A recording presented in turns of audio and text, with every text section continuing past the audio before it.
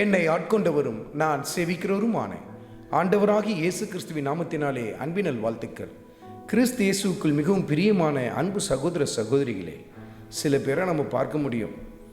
அங்கே வந்துட்டு போனாலே அந்த இடத்துல ஒரு பிரச்சனை தான் ஏற்பட ஆரம்பிக்கும்.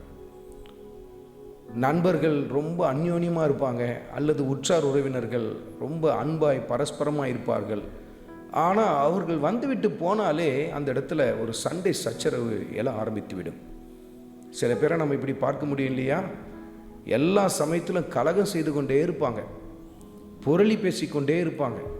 இங்கே இருக்கிறத கொண்டு போய் அங்கே சொல்லுவாங்க, அங்கே இருக்கிறத கொண்டு வந்து இங்கே சொல்லுவாங்க. இதுதான் அவங்களுடைய சுபாவமாகவே காணப்படும். அவங்களுடைய வேலையே என்ன?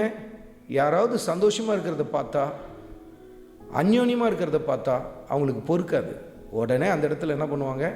ஒரு சண்டையை எப்படியாவது ஏற்படுத்தணும்னு சொல்லி முயற்சி எடுப்பாங்க. இது உற்றார் உறவினர்கள் நடுவிலும், சகோதர சகோதரர்கள் நடுவிலும், நண்பர்கள் மத்தியிலும் இப்படிப்பட்ட ஆட்கள் இருக்கிறதை நாம் பார்க்க முடியும்.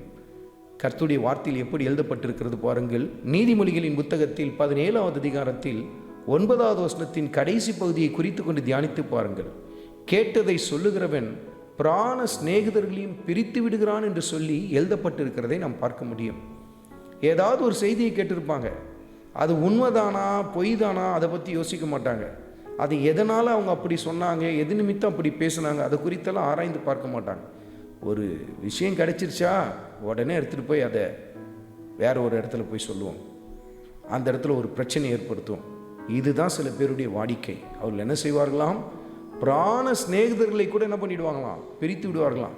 பிராண சிநேகிதர்கள் உயிர் நண்பர்களாக இருப்பார்கள், ஆனால் அவர்களை கூட பிரித்து விடத்தக்கதான கலக புத்தி உள்ளவர்களாக அவர்கள் காணப்படுவார்கள். பாருங்கள், இது நண்பர்கள் மத்தியில் மாத்திரமல்ல, குடும்பத்திலும் உற்றார் உறவினர்கள் நடுவிலும் இப்படிப்பட்ட நபர்கள் இருக்கத்தான் செய்வார்கள்.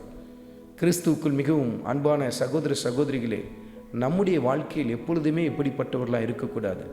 புரளி பேசுகிறவர்களாய், அல்லது தூற்றி திரிகிறவர்களாய், அல்லது ஒரு காரியத்தை குறித்து கேட்ட மாத்திரத்தில் அதை குறித்து எதையும் ஆராய்ந்து பார்க்காமல் அப்படியே கொண்டு போய் மற்றவர்களிடத்தில் சொல்லுகிற காரியங்கள், இவைகள் எல்லாவற்றிலிருந்தும் நாம் நம்மை விலக்கி பாதுகாத்து கொள்ள வேண்டும். இன்றைக்கு ஒரு தீர்மானம் எடுங்கள். ஒருவேளை இப்படிப்பட்ட ஒரு காரியத்தை நீங்கள் முந்தின நாட்களில் செய்து கொண்டிருப்பீர்கள் என்று சொன்னால், இனிமேல் இப்படி செய்வது இல்லை என்று சொல்லி உறுதியான தீர்மானத்தை எடுங்கள். ஆண்டவராகிய இயேசு கிறிஸ்துவின் கிருபை உங்கள் அனைவரோடும் கூட இருப்பதாக. ஆமென்.